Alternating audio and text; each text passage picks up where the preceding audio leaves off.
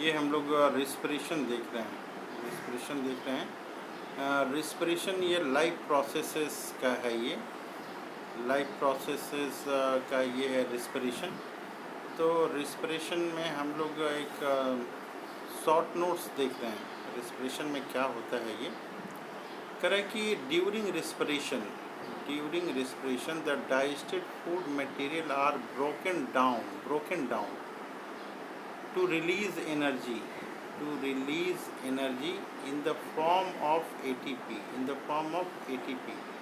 Respiration में क्या हो रहा है, जो डाइजेस्टेड फूड मटेरियल है, जो फूड मटेरियल हम लोग खाते हैं वो क्या हो रहा है, ब्रोकन डाउन, वो टूट रहा है। टूट रहने से क्या होता है, वो एनर्जी रिलीज करता है। क्या रिलीज करता है, एनर्जी रिलीज करता है इन द फॉर्म ऑफ, किसके फॉर्म में, एटीपी के फॉर्म में एनर्जी रिलीज करता है।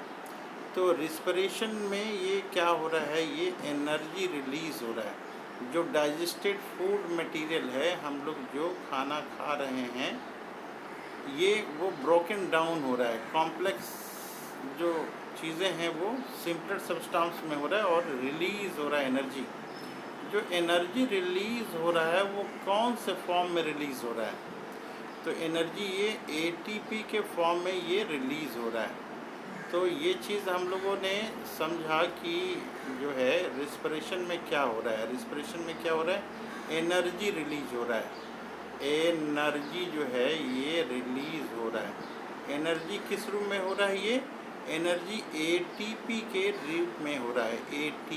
एटीपी का फुल फॉर्म क्या है, एडिनोसिन ट्राइफॉस्फेट, ये एडिनोसिन ट्राइफॉस्फेट। अब हम लोग जो देख रहे हैं कि ये रिस्पिरेशन के बारे में आगे देख रहे हैं कि depending on the requirement of oxygen, respiration may be of two type. Oxygen के आधार पे, ये ऑक्सीजन के आधार पे, ऑक्सीजन अवेलेबल है कि नहीं है उसके आधार पे एक है एरोबिक रिस्पिरेशन और दूसरा है एनारोबिक रिस्पिरेशन।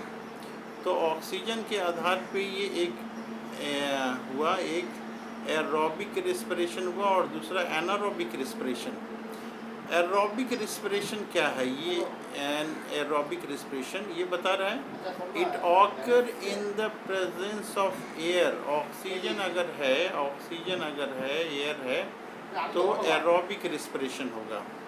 एनारोबिक रिस्पिरेशन ये क्या कर रहा है, it occur in the absence of air और ऑक्सीजन। अगर यहाँ पे ऑक्सीजन नहीं है तो एनारोबिक रिस्पिरेशन होगा। तो इस तरह से हम लोग देख रहे हैं कि दो तरह का रिस्पिरेशन है।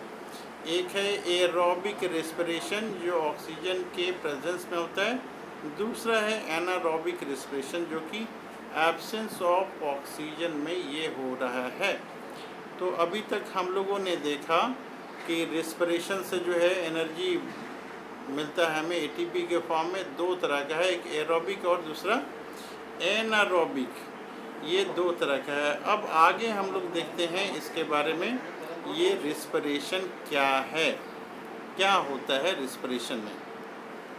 कह कि in all cases the first step is the break down of glucose.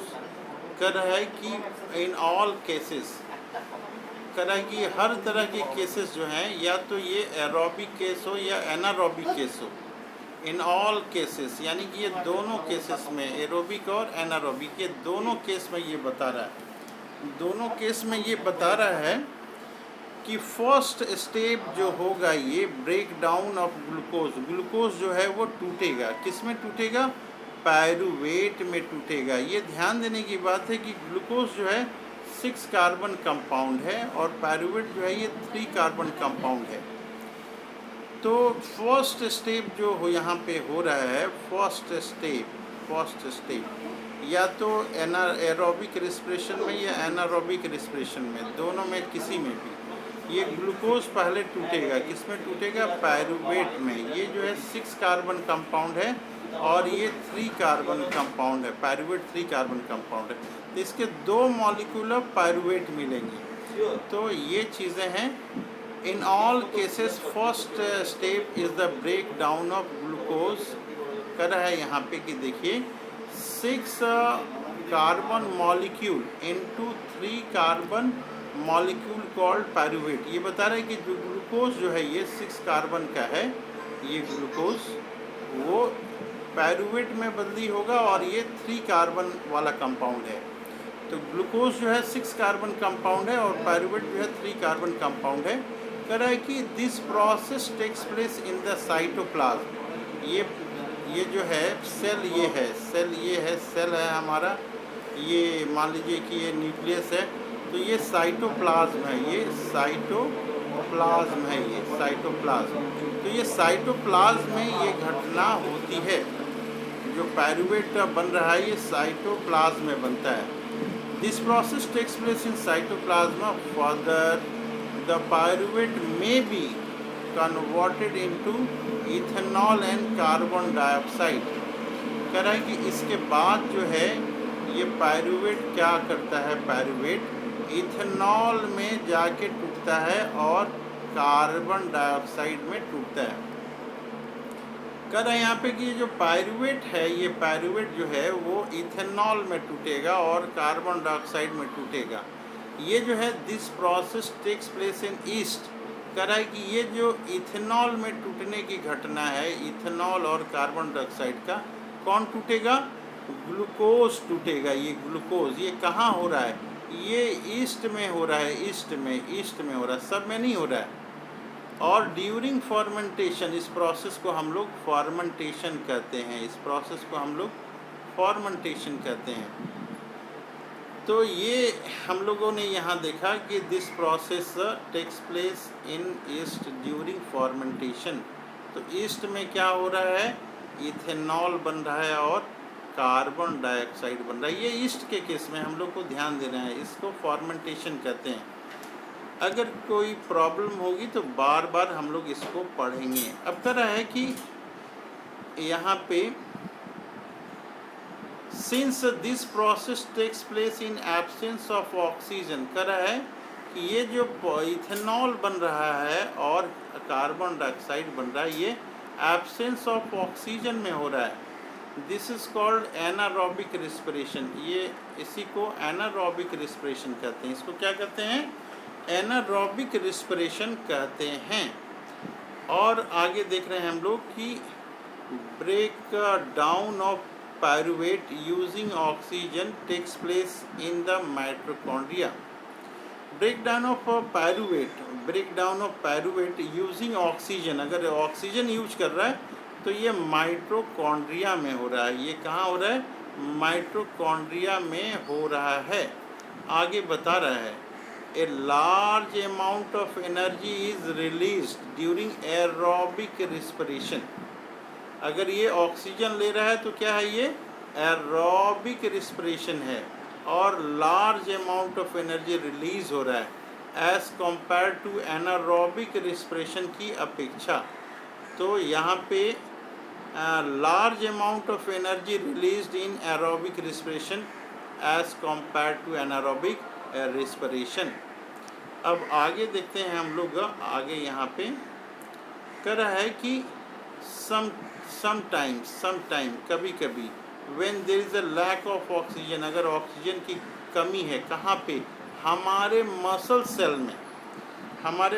Cell में कमी है, तो pyruvate is converted into lactic acid. ये जो पायरुवेट है, ये पायरुवेट वो लैक्टिक एसिड में ये कन्वर्ट कर जाता है, lactic acid. This build up lactic acid in our muscle during a sudden activity causing cramps. कभी कभी जो है हाथ हम लोग बराबर ऐसे ऐसे हिलाते रहते हैं, तो हिलाते रहने के बाद एक ऐसी पोजीशन आती है कि हाथ हमारा वो हिल नहीं पाता है, क्योंकि हमारे मसल्स में जो है उस समय लैक्टिक एसिड का फॉर्मेशन ना हो जाता है। लैक्टिक एसिड का हमारे मसल्स में फॉर्मेशन हो जाता है और ऑक्सीजन की कन्वर्ट हो जाती है। तो ये पायरुवेट जो है वो लैक्टिक एसिड में कन्वर्ट हो जाता है और ये हमारे मसल्स में उस समय होता है। क्यों होता है कि लैक ऑफ ऑक्सीजन वहाँ पे बन जाता है। अब आगे हम लोग देखते हैं, आगे है यहाँ पे, ये बहुत ही इम्पॉर्टेंट है। ये हम लोग देखते हैं कि ये जो है कैसे रिस्पिरेशन हो रहा है ये एनसीईआरटी बुक में भी ये दिया हुआ है चार्ट, इसके ऊपर हम लोग कमांड करते हैं। ये हम लोग देख रहे हैं कि ये ग्लूकोज है, ग्लूकोज 6 कार्बन कंपाउंड है, ये लिखा हुआ है 6 कार्बन। साइटोप्लाज्म में कहाँ पे, साइटोप्लाज्म ये पायरुवेट एसिड, ये पायरुवेट में कन्वर्ट कर रहा है। 3 कार्बन मॉलिक्यूल है, 3 कार्बन मॉलिक्यूल है और ये पायरुवेट में कन्वर्ट कर रहा है। ग्लूकोज जो है पायरुवेट में कन्वर्ट कर रहा है, प्लस यहाँ एनर्जी मिलती है, थोड़ी सी एनर्जी मिलती है। यहाँ पे हम लोग देख रहे हैं जो अभी हम लोगों ने पढ़ा कि ईस्ट के केस में क्या होता है, एब्सेंस ऑफ ऑक्सीजन होता है, ऑक्सीजन नहीं होता है, वहाँ पे इथेनॉल बनता है। इथेनॉल ये 2 कार्बन मॉलिक्यूल होता है इथेनॉल, और कार्बन डाइऑक्साइड ये 1 कार्बन है और ये एनर्जी जो है ये निकल रही है। तो ईस्ट के केस में हम लोगों ने देखा कि इथेनॉल बन रहा है और कार्बन डाइऑक्साइड बन रहा है। अब हम लोग दूसरा देखते हैं यहाँ पे, फिर ग्लूकोज बन रहा है, यहाँ पे ग्लूकोज बन रहा है, ये ग्लूकोज बन रहा है कहाँ पे, साइटोप्लाज्म में ग्लूकोज कन्वर्ट हो रहा है पायरुविक एसिड में या पायरुवेट में, और लैक ऑफ ऑक्सीजन, फिर अगर ऑक्सीजन की कमी है कहाँ पे, हमारे मसल सेल में, तो ये क्या बन रहा है, लैक्टिक एसिड बन रहा है और एनर्जी निकल रहा है। ये लैक्टिक एसिड जो है ये 3 कार्बन कंपाउंड है। फिर अगर हम लोग ये देख रहे हैं लास्ट प्रोसेस, ये देख रहे हैं लास्ट प्रोसेस, तो ये देख रहे हैं फिर ग्लूकोज जो है साइटोप्लाज्म में पायरुविक एसिड बना रहा है, एंड प्रेजेंस ऑफ ऑक्सीजन जो है इन माइटोकॉन्ड्रिया में क्या होता है, ये कार्बन डाइऑक्साइड और वाटर और एनर्जी में टूटता है। तो ये प्रेजेंस ऑफ ऑक्सीजन है, और ये जो है एब्सेंस ऑफ ऑक्सीजन है, यहाँ भी एब्सेंस ऑफ ऑक्सीजन है।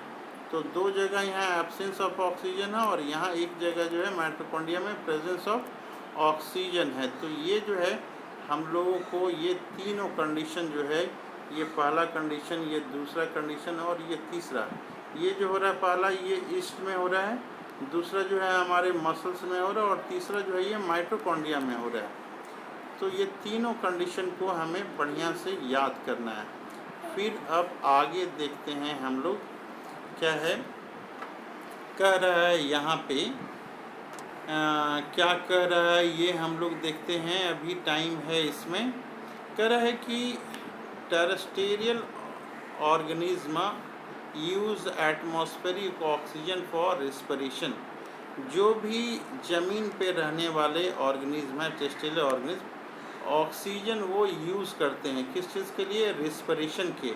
Weather as aquatic organism use oxygen dissolve in water.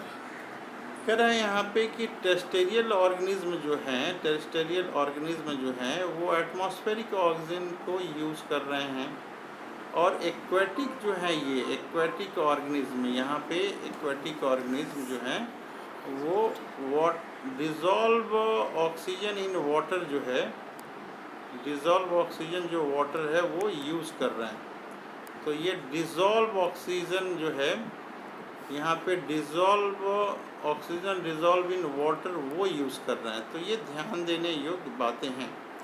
अब हम लोग देखते हैं कि ये ह्यूमन में क्या हो रहा है। इन ह्यूमन जो है inhalation of air occurs through the following pathway. हम लोग जो सांस ले रहे हैं, ये सांस ले रहे हैं, कहाँ से सांस ले रहे हैं, ये नेज़ल पैसेज है, ये नेज़ल पैसेज है, यहाँ पे जा रहा है, नेज़ल पैसेज से ये जा रहा है। फिर जो है ये ट्रैकिया से होते हुए जो है ये कार्टिलेज, ये रिंग ऑफ कार्टिलेज से बना हुआ है ट्रैकिया, ये इससे होते हुए लंग में जा रहा है। ये ब्रोंकस है, ब्रोंकियोल्स हैं, ये होते हुए लंग के 2 चैम्बर हैं, एक इधर है एक इधर है, ये इसमें जा रहा है। ये डायग्राम को हम लोग बार बार बनाने की कोशिश करेंगे और हम लोग कमांड करेंगे। ये डायफ्राम है, ये रिब्स का डायग्राम है, यहाँ पे एल्वियोलर सैक है, ये जो है ब्रोंकियोल्स है, और ये ब्रोंकस है, ये ब्रोंकस यहाँ पे है। इसके अलावा ये जो काफ़ी इम्पॉर्टेंट है, हम लोग को कमांड इसके ऊपर करना है। ये जो रेस्पिरेटरी ब्रोंकियोल्स हैं, ये छोटे छोटे एल्वियोली में ये डिवाइडेड होते हैं। थाउजेंड्स ऑफ एल्वियोली यहाँ पे होती हैं, थाउजेंड्स ऑफ। तो ये डायग्राम को हमें पूरा बढ़िया से कमांड करना है कि ये कहाँ पे क्या प्रोसेस है। ये नेसल पैसेज है, ये माउथ कैविटी है, फेरिंग्स लैरिंग्स है, ट्रैकिया है, रिब्स ऑफ कार्टिलेज हैं, ये लंग्स हैं, रिब्स हैं, डायफ्राम है, ये ब्रोंकाई ब्रोंकी है, ये ब्रोंकियोल्स हैं, और ये अल्वियोलर है। ये तीनों पे कमांड करना है हमें कि ये क्या क्या है। तो जो एयर पैसेज होती हैं इन ह्यूमन में, जो सांस लेते हैं in human, inhalation of air occur the following pathways. क्या है पाथवेज, क्या क्या है? पहले जो है ये नॉस्ट्रिल में जा रहा है एयर, फिर नेसल पैसेज में जा रहा है, फिर फेरिंग्स में जा रहा है, लैरिंग्स में, ट्रैकिया में ये जा रहा है।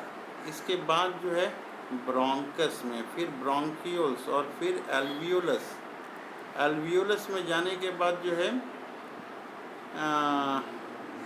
ये ब्लड जो वेसल्स हैं यहाँ पे एल्वियोली में जो है, ये एल्वियोली में यहाँ ब्लड वेसल्स हैं। इस ब्लड वेसल्स में, ब्लड वेसल्स के साथ ये हवा डिफ्यूज़ करके बॉडी में भीतर चला जाता है। अब क्या लिखा हुआ है आगे हम लोग देखते हैं। In human beings air is taken into body through the nostril. In human beings air, यहाँ पे एयर होना चाहिए, गलती से ये लिखा हुआ है। Air is taken by body through nostril. Human being में कहाँ से एयर आता है? ह्यूमन बींग में कहाँ से एयर आता है? नॉस्ट्रिल के आता है, थ्रू नॉस्ट्रिल। ये नॉस्ट्रिल के थ्रू ये एयर आता है। कह रहे कि air passing through the nostril is filtered by fine hair.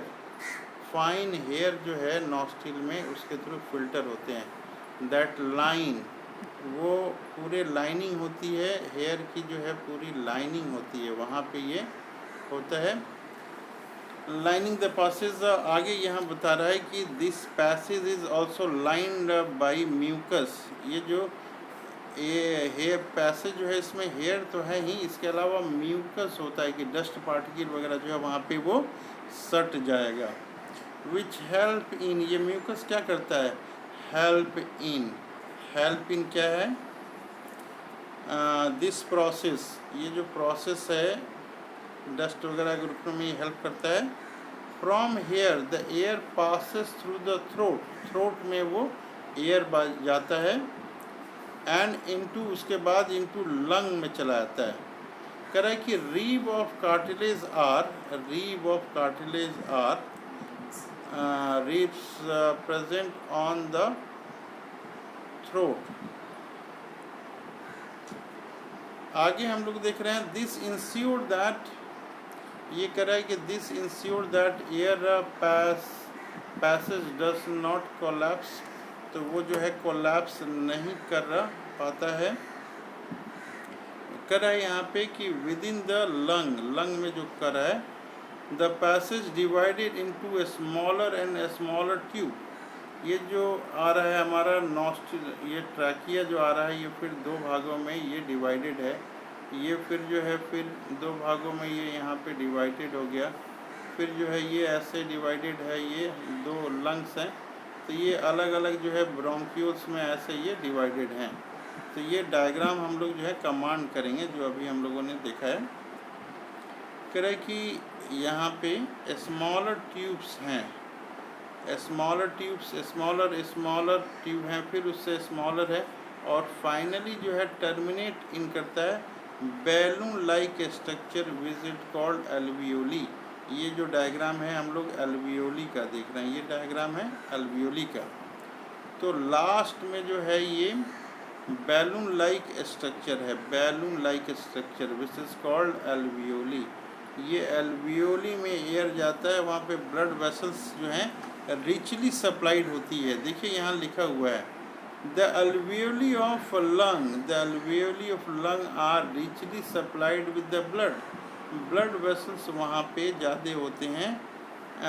And is the site where exchange of gases. देखिए यहाँ एक्सचेंज ऑफ गैसेस, क्या एक्सचेंज ऑफ गैसेस में O2 है ये O2 and CO2, O2 and CO2 occur between blood and atmosphere. ये exchange of gases हो रहा है यहाँ पे।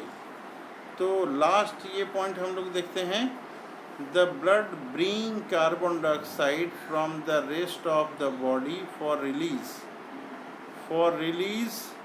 into the alveoli and oxygen in the alveoli air is taken up by the blood in the alveolar blood। तो हम लोग देख रहे हैं कि ये ब्लड में जो है CO2 बाहर निकल रहा है और ऑक्सीजन जो है ये बाहर भीतर आ रहा है। अब हम लोग देखते हैं ये इसमें सेल में इसी तरह से जहाँ ऑक्सीजन की रिक्वायरमेंट है वो ब्लड के थ्रू चला जाता है। करें कि ड्यूरिंग ब्रीदिंग साइकिल, जो सांस लेते हैं हम लोग और छोड़ते हैं, इंस्पिरेशन और एक्सपिरेशन, सांस लेने को एक्सपिरेशन, ये ब्रीदिंग साइकिल है, ये ब्रीदिंग साइकिल है। कर रहा है यहाँ पे कि when air is taken in, जब भीतर लिया जाता है, एंड लेट आउट, जब बाहर इसको छोड़ा जाता है, the lung always contain a residual volume, कुछ जो है residual volume of air रहता है, so that sufficient time for oxygen to be observed and for carbon dioxide to be released। जब भी हम लोग सांस लेते हैं छोड़ते हैं तो कुछ अमाउंट जो है एयर का रहता है, उसको रेसिडुअल वॉल्यूम कहते हैं, उसको रेसिडुअल वॉल्यूम कहते हैं। जब भी हम लोग सांस लेते हैं छोड़ते हैं उसके बावजूद भी एयर का एक पार्टिकुलर पोर्शन जो है लंग में रहता है जिसको रेसिडुअल वॉल्यूम कहते हैं, और उसको सफिशिएंट टाइम मिल जाता है कि ऑक्सीजन जो है एब्जॉर्ब्ड हो और कार्बन डाइऑक्साइड जो है उससे बाहर आए। तो इस तरह से हम लोग देख रहे हैं कि इन ह्यूमन जो है रेस्पिरेटरी पिगमेंट हीमोग्लोबिन होता है, वो कैरी ऑक्सीजन, ये ऑक्सीजन करता है from lung to different tissue of the body. The pigment present in the red blood cell, ये बता रहा है कि जो हीमोग्लोबिन है हमारा, ये हीमोग्लोबिन है, ये हीमोग्लोबिन पिगमेंट जो है रिस्पॉन्सिबल है ऑक्सीजन और CO2 ट्रांसपोर्ट के लिए। जनरली CO2 जो है वाटर के साथ डिज़ोल्व होता है, लेकिन कुछ पोर्शन जो है हीमोग्लोबिन के साथ भी होता है, और ये हीमोग्लोबिन जो है ये रेड ब्लड सेल्स में होता है। एक्वेटिक ऑर्गेनिज्म जो है गिल के थ्रू जो है वो अपना रिस्पिरेशन करते हैं और गिल्स में बराबर पानी आता और जाता रहता है।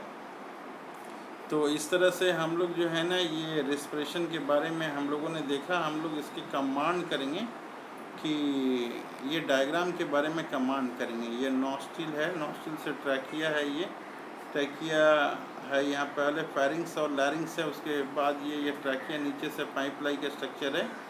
रिंग ऑफ कार्टिलेज जो है इसमें यहाँ पे ये रहता है, और यहाँ पे जो है ट्रैकिया जो है नीचे आके ये ब्रोंकस जो है ना, दो ब्रोंकस में यहाँ पे ये हुआ है, फिर ये ब्रोंकस ब्रोंक्यूल्स में हुआ है, फिर ये अल्वियोलर सेक बनाया है ये, और लास्ट में इसको हम लोग को देखना है ये ब्रोंक्यूल्स जो है यहाँ पे ये बहुत सारे अल्वियोली में है। अल्वियोली में रिचली ब्लड सप्लाई होता है, इसमें रिचली ब्लड सप्लाई होता है और ऑक्सीजन एब्जॉर्ब होता है।